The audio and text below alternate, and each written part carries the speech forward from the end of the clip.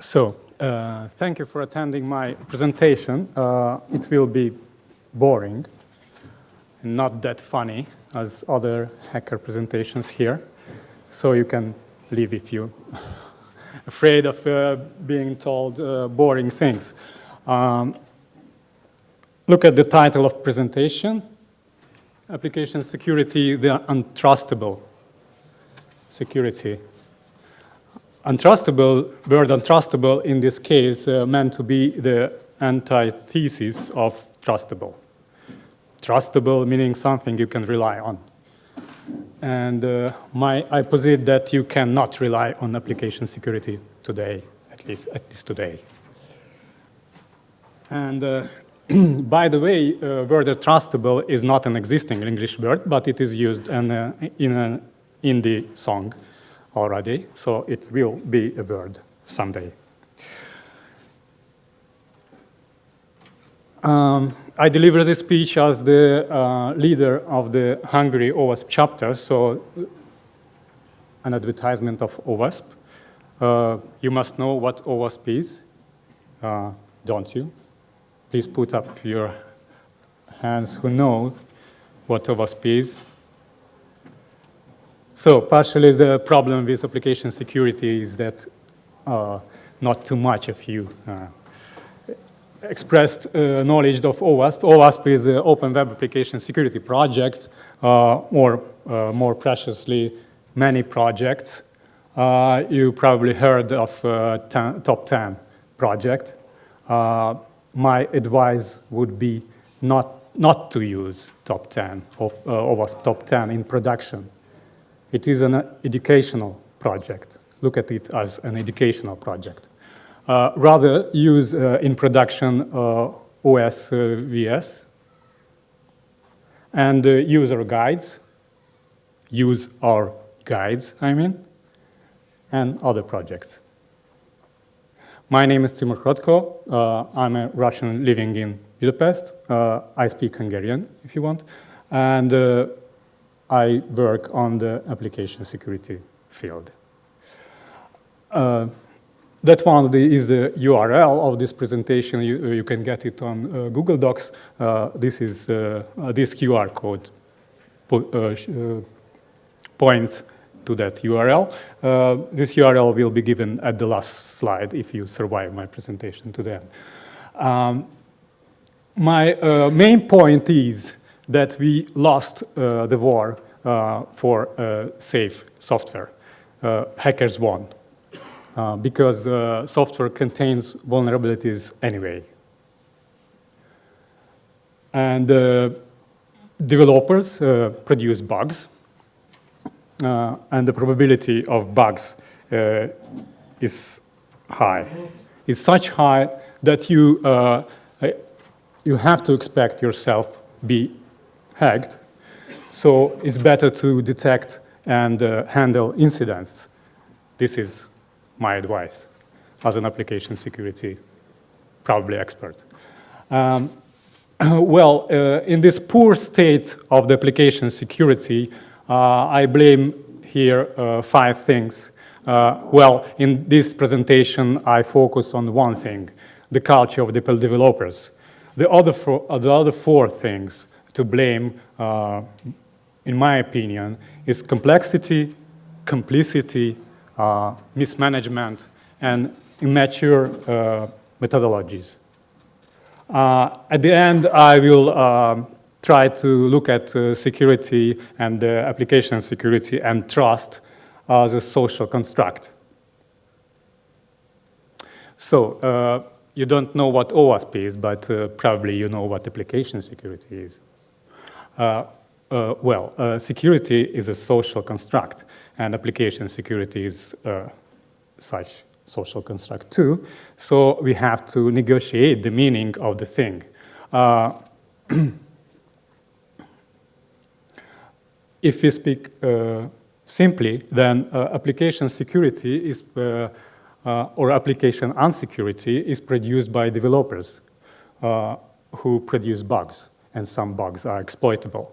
The same we can say about admins, and business is responsible in respect that they do not value the testing and the design of applications, so they do not pay for efforts of design and testing applications. Legal does not know how to contract application security. And as I said, the problem is that methodologies are far from mature. So in order to negotiate the meaning of application security, to share a meaning, I would say that application security is about quality assurance, software quality assurance or security quality assurance. In this major part we are speaking about the quality of the product. But in part, of course, we speak about the quality of production process. And since software is not a product, but a service, then we have to speak about quality assurance at the support phase as well. There is no application security without threat modeling or risk assessment, full stop. I speak about application security in the context of enterprise software. In this respect, security quality assurance is first of all about having and enforcing application security policy, meaning the basic accepted rules of the game, the application security game or the software production game. In this respect, the major line of assuring quality is the secure software development lifecycle. I prefer to write the secure software development lifecycle this way, with double S. Well, it should be done from design to testing, you know it. Countermeasures, application security is not about countermeasures. I mean countermeasures like web application security firewall with web application firewalls or log audits. But since application security is untrustable and applications have bugs and are exploitable anyway, so countermeasures are even more important in this context. Audit and testing in this conference, it's not needed to emphasize the importance of audit and testing.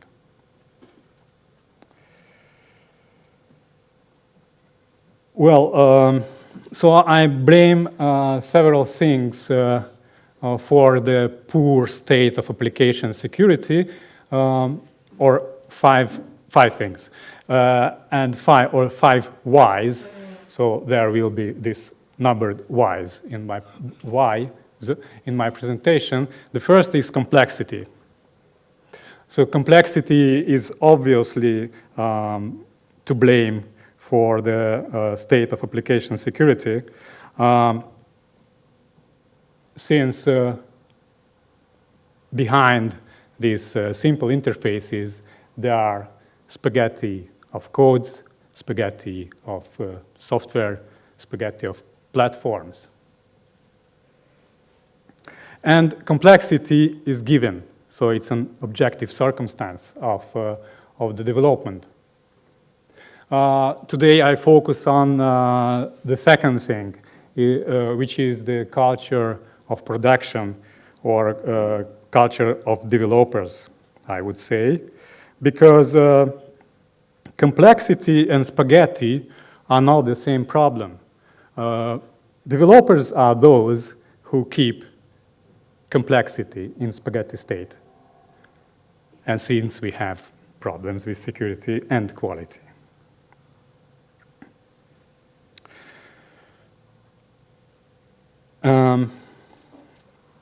So these nice guys, they produce bugs and they produce exploitable bugs. This is the state of software production today as industry, as the whole industry. And this state can be changed, but of course the quality of the profession of developers we won't expect the change in quality soon. So we have to live with this situation that developers are the main root cause of the poor state of application security today. In the 70s, the situation of the industry was very different. The developers were, I would say, a select part of engineering culture. Think of it, how developers of today are far from the engineering culture. They come from every culture you can expect, you can imagine. And the software was not that complex, so at that time we could rely on the quality of the software. I'm not saying on the security, but on the quality and on as the consequence on the security of the software. By the way, these are the fathers of C language on the picture, and PDP 11. So there were times when we believed in trusted computer systems. I think that today the notion of trusted computer system sounds like sci-fi. And at that time, we had this orange book for this purpose of evaluating trusted security, trusted computer systems. Orange book sounds like just another mystic word representing some property of Harry Potter, something like that. So, today, we trust no one. Threats come and go, but the state of application security, the high probability of bugs remain with us.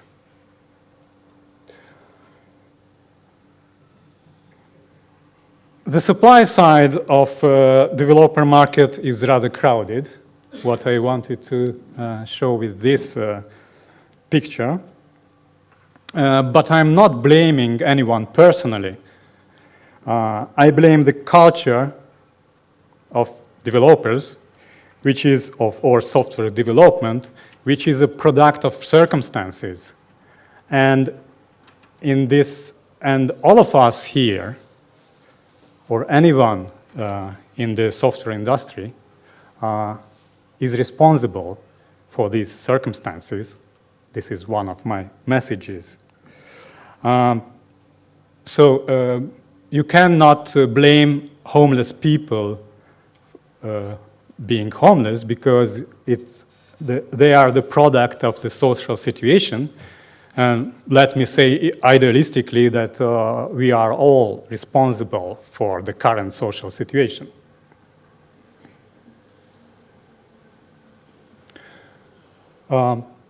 Again, this group of people representing the untrustable developers. However, this picture is taken from the Scrum article of Wikipedia.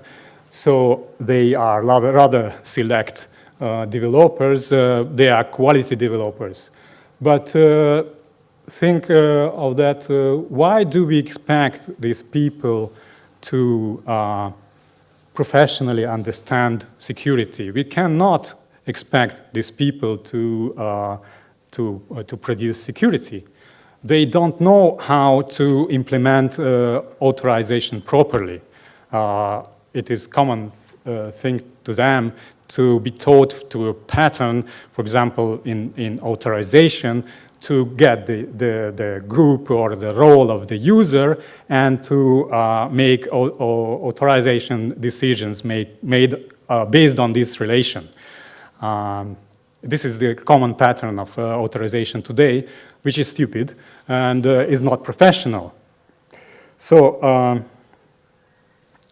I say that they could have been trained to care about security more and to have secure patterns on gut level, but they don't. And again, I blame the circumstances and the demand side of the software development for responsibility not to make them produce secure code. What I may blame them for is that there is no person among them appointed to represent the security aspect of their development process. It would be easy and cheap to appoint one existing person of the team to represent this aspect.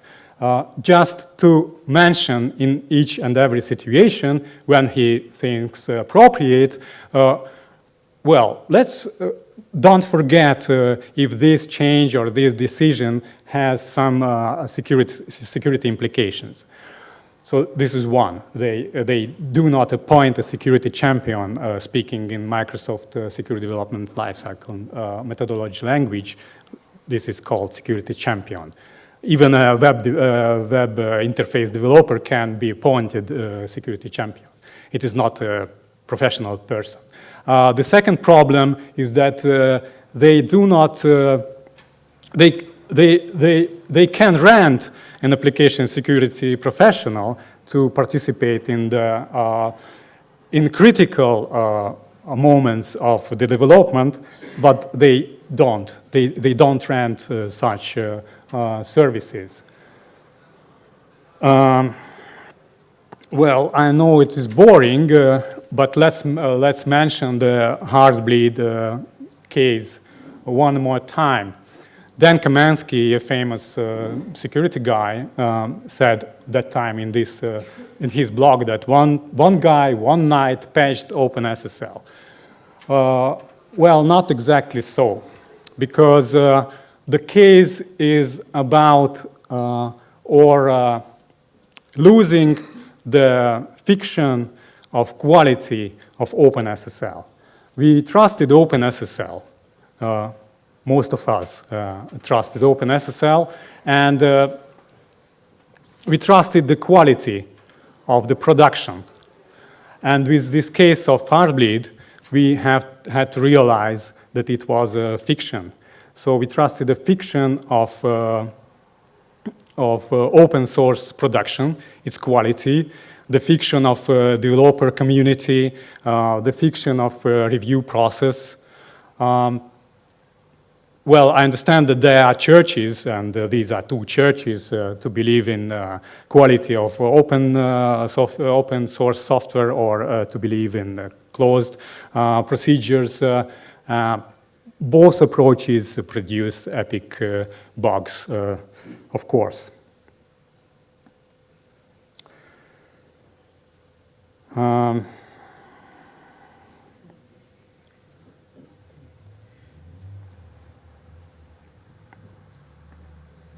So we trusted this thing, despite the fact that there were people who called our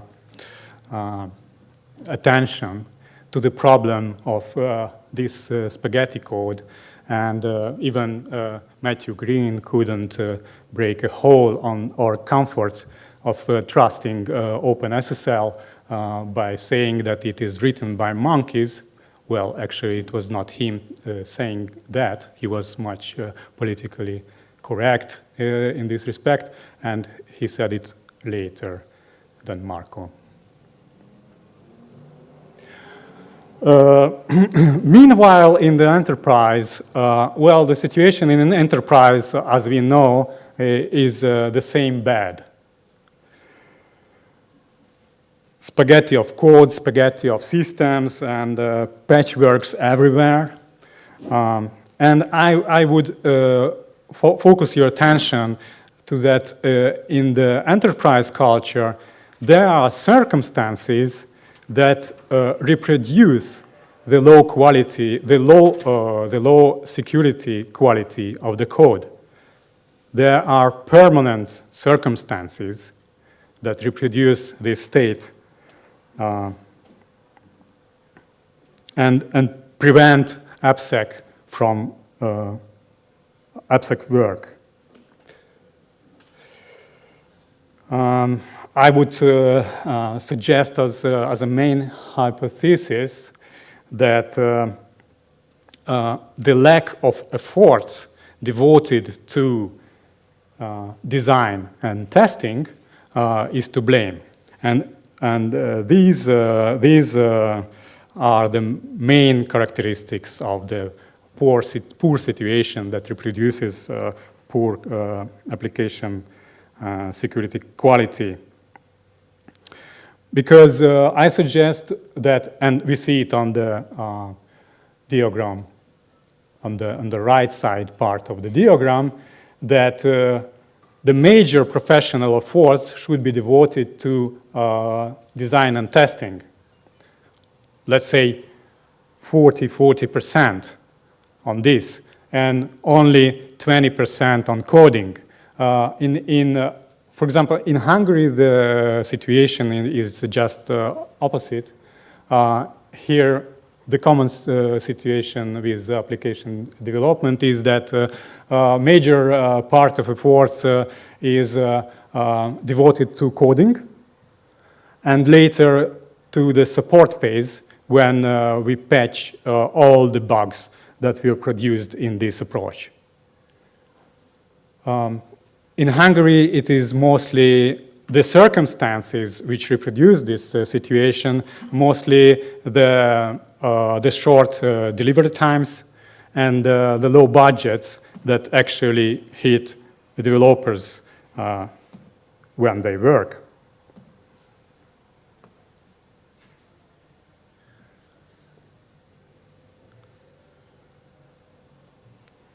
It's half time and it's time for some advertisement. The OWASP proactive controls. I would suggest you to use this project because it will help you to elaborate the requirements and to work more on architecture and design. Because the short story of application security is this. Developers produce what they are paid for, and it is written in specifications. So what we put into the requirements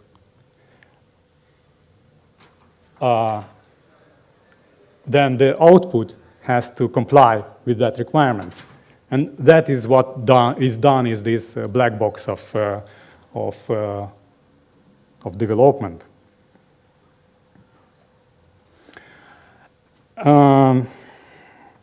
Why aren't these requirements set? It is the problem of circumstances, not the developer's culture itself. So don't think that I'm blaming developers. The decisions that define the circumstances in which software will be produced are made at tables which, with several players who are responsible for the decisions. Their explicit dialogue, their implicit preconceptions, and the general way of doing things or of getting things done as they do ordering or negotiating the software and the budget and the times. So there are several players at this table, at this decision making, and not only developers. Developers are probably the suffering side at these tables. And the poor quality of application security is reproduced at these tables. So this is the complicity of all parts, anyone who has its stake in the software development game. I would say all of us are conspirators in this situation. So not only the management. However, the management is a thing to blame in itself, They are classic members of management who are responsible for application security quality. These are CISO, CIO, risk officer, and management under them. But I want to point out that business management who orders the applications, who pays for applications, the executives who establish the mood, what is important and what is not, the legal, they all responsible for how enterprises deal with the issue of application security. If they care about the issue more, then CISO and friends could do better in caring about software. And of course, if we speak about management, we have to speak about application, about the project level and the project level application security manager. There should be such role, and there is such role in most developed places or companies. The fifth thing I would blame is the immature state of methodologies. I mean, okay, this caricature about testing, but I'm not only speak about testing. These are the quality assurance methodologies in general, the security quality assurance methodologies, and the secure software development lifecycle methodologies. They exist, but we lack methodologies that are well adopted to practice. I see this as a problem. Methodologies not adopting to practice. So why these existing methodologies are not used? Well, that was all about, it's not the end of the presentation, but all about the fallacies of application security and development process. Shortly about, in short, about the aspect of application security being a social construct. Social construct is not invented by academia. It's not a fiction or some mystic notion like trusted computer system. We live in social constructs. We use notions with negotiated meaning. We work on the professional field of security. And this field, for example, the field of security professional job is also a social construct. Well, it is a postmodern or social constructivist approach to the thing, and I could say that these fields and these institutions are, I could talk about it as a game. They play an IT security game. We are all participants in this game. We accept the rules of this game. We accept things existing and notions existing. Well, boring, but try to look at things with this, I would say, irony, that all the things, all our beliefs, preconceptions, are fictions that are created, but commonly shared among us. Probably not the best illustration, but look at this setting of airport security. I would say that some professionals could sell an expensive construct of that the society can be protected against terrorists in such way, in this enormously expensive way. Because think of the million shoes that we take off at airports just in order to find one stuffed shoe a year. So the social cost of such a concept is huge, and I would refer to Bruce Schneier, I read in his newsletter that, by the way, these filters cannot detect the modern explosives that are available on the market. So this can be called security theater.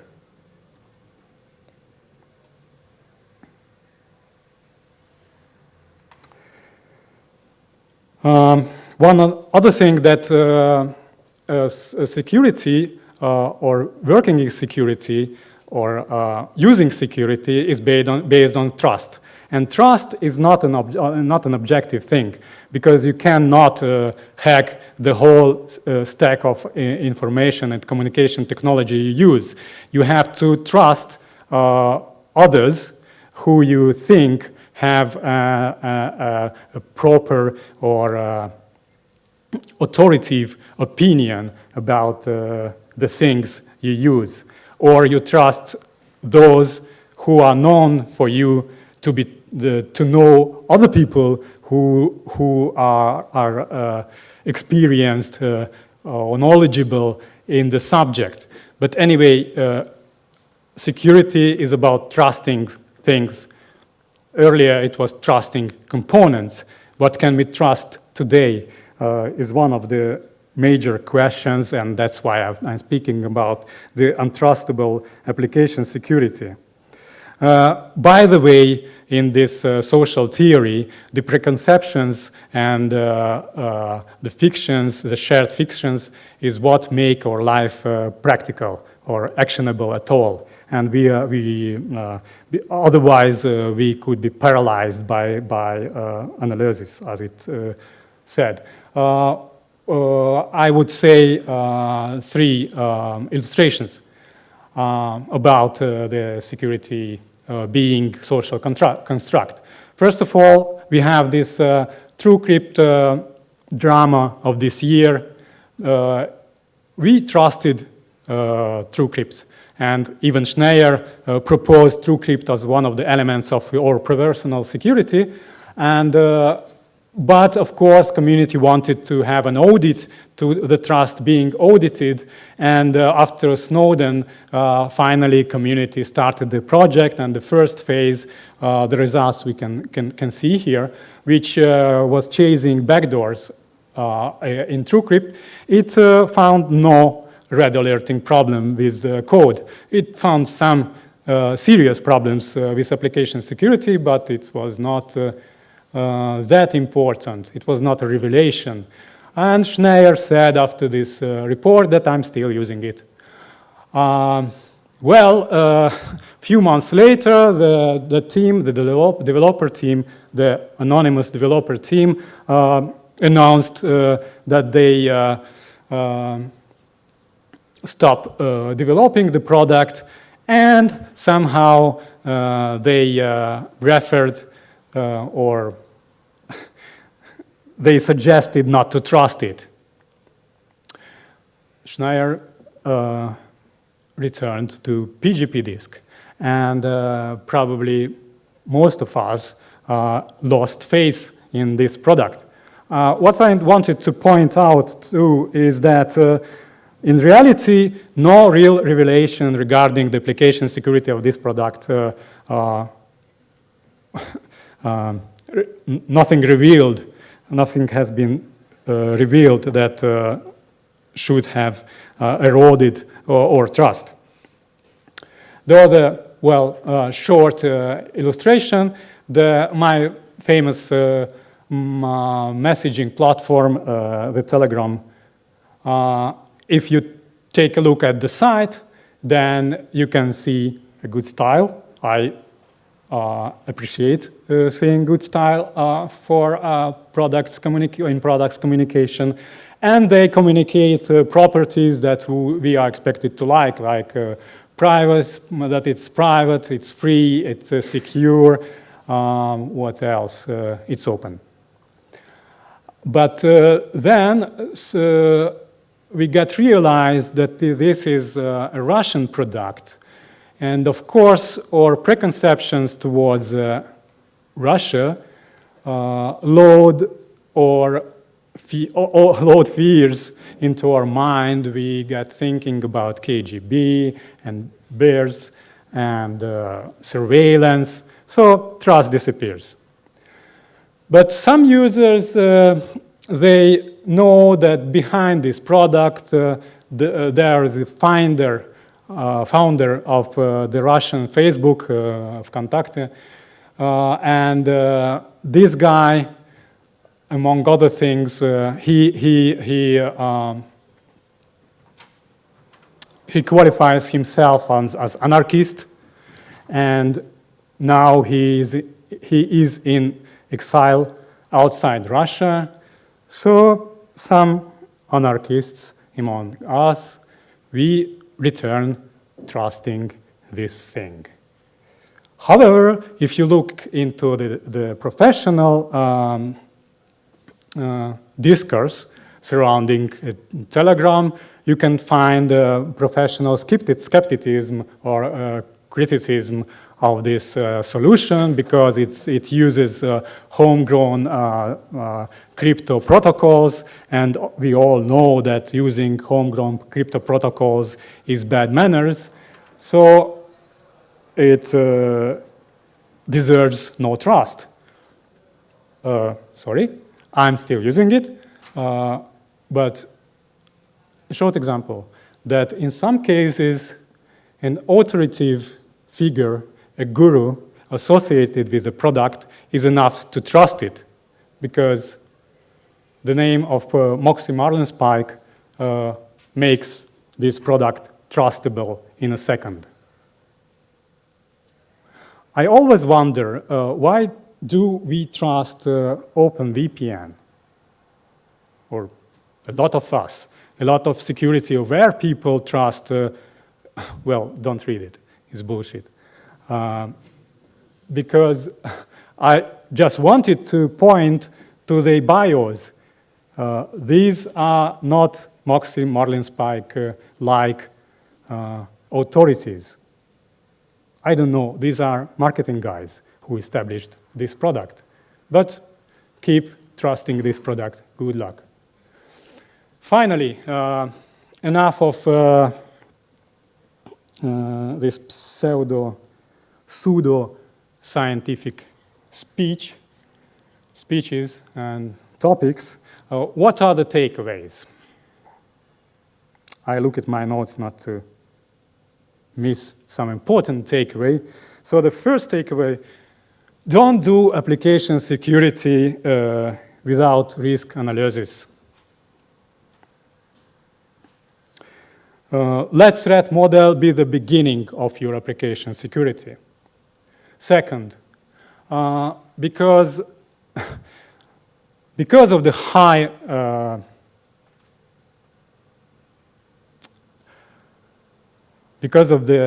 high risk of having vulnerabilities in the code, expect yourself being hacked sooner or later. So make your homework of incident response and handle incidents. Okay, it's idealistic.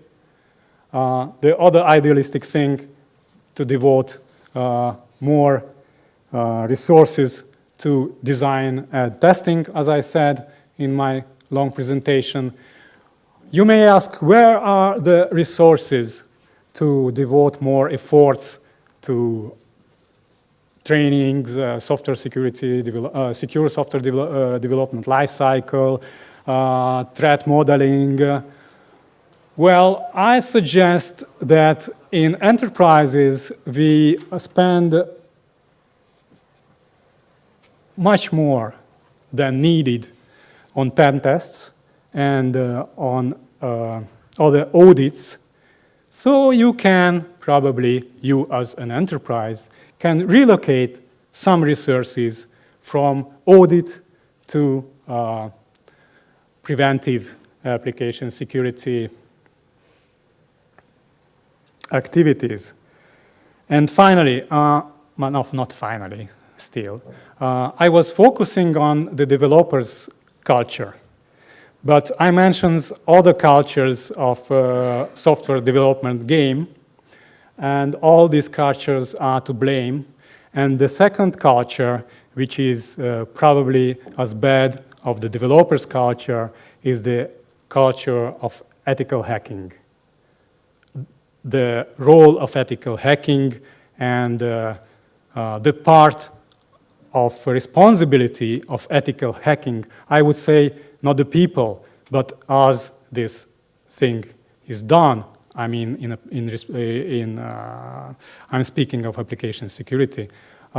It leads to the problems we have. The last one is about the mood. There should be a constructive mood in working with developers, not that mood that ethical hackers use. And the final last slide is if you are a small or medium business, small and medium businesses say that they cannot afford application security competence in their processes. I think that it's not true. Even in small and medium businesses and at low budgets, you can have a participant in the development lifecycle who represents security, as I mentioned. You can rent application security specialists from time to time. At the critical moments of development, like design and like setting up the testing environment. And you can hire a visiting CISO to participate in the decisions. And finally, of course, train your staff is the best investment of money devoted to security. Well, thank you very much. It's just a joke to overuse the word trust. So I was representing OWASP. Please look at the page, owasp.org, if you didn't. Okay, and here is the link to this presentation. I almost kept my time. If you have any question,